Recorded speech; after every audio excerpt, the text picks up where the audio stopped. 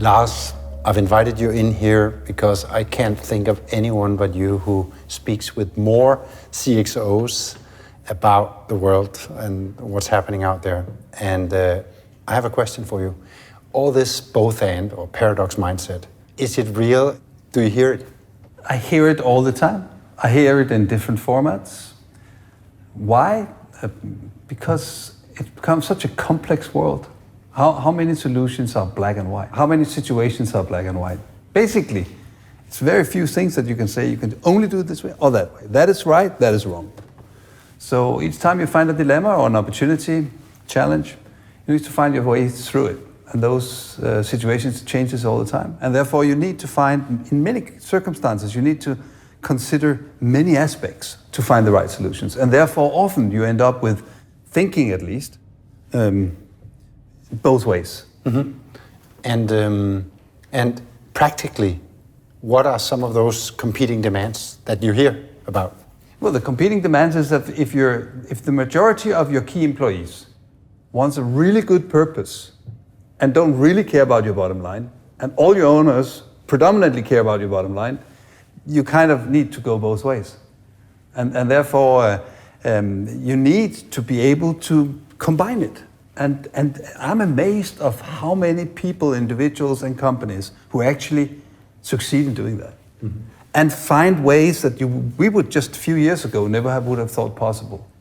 What are some of the most pressing competing dilemmas that the people you talk to are challenged with? The key dilemmas right now is one, what do you bring to the world? And how do you make a business out of it? How do you attract the right people and retain the right people with a purpose and with a willingness to give? If you go to Silicon Valley now, the first question you'll get, what problem in the world are you solving? Just a few years ago, what's your business case?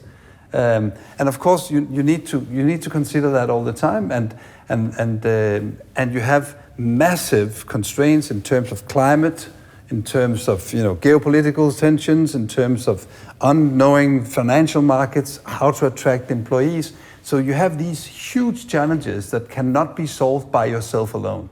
So you need to work with others. And when you need to work with others, you need to find the right solutions and consider both ends of the equation.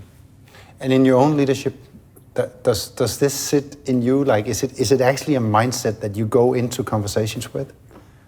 Often it is, and it's also often a situation where you want to try to understand what's going on the other side. Yes. And what's the reverse? What could be the reverse argument of this?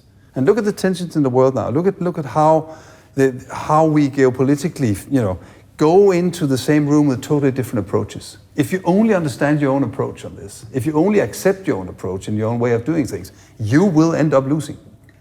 The other dimension to this, I think, which is important, is that nobody can succeed alone. Everybody needs partnerships, all types of partnerships. Going to market, R&D, in all private, public partnerships with different interests. If you have an ability to think in this manner, then you have a real, true opportunity of succeeding in your partnerships. Also unusual partnerships. If you cannot do that, basically you end up working with yourself, and that's one, pretty boring, two, for sure, unsuccessful. So if you take the square root of the three most surfaced dilemmas or issues from your conversations with leaders, what are those three?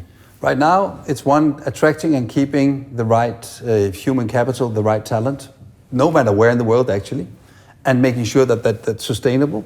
Two is how to utilize technology of today and tomorrow in the best possible way. And three, I would say, is how to lead and navigate in a world of true constant change, where the only constant is constant change. And how do you embed that into your organization and still keep a direction? When you speak to CEOs, what are the most pressing dilemmas or paradoxes that they sit with? I think in terms of paradoxes, how do you continue to be a successful company in an owner's perspective, and how at the same time do you actually show and do you actually create value to the world on a continuous basis? I think that is probably the key dilemma. And then, of course, it's a dilemma when you have public opinion changing so much all the time. So you end up with a very few countries in the world where you can actually deal with, because there are all these public issues that you need to consider. And I think that is true dilemmas. Huh? You've seen it in many different ways. And your competitors might still be operating in country X and you shouldn't, because your interests are outside of that country, because you're forced to be outside of that country. So there are constantly big dilemmas like that. Is this the end of the epoch where leaders were kind of, heroic decision makers?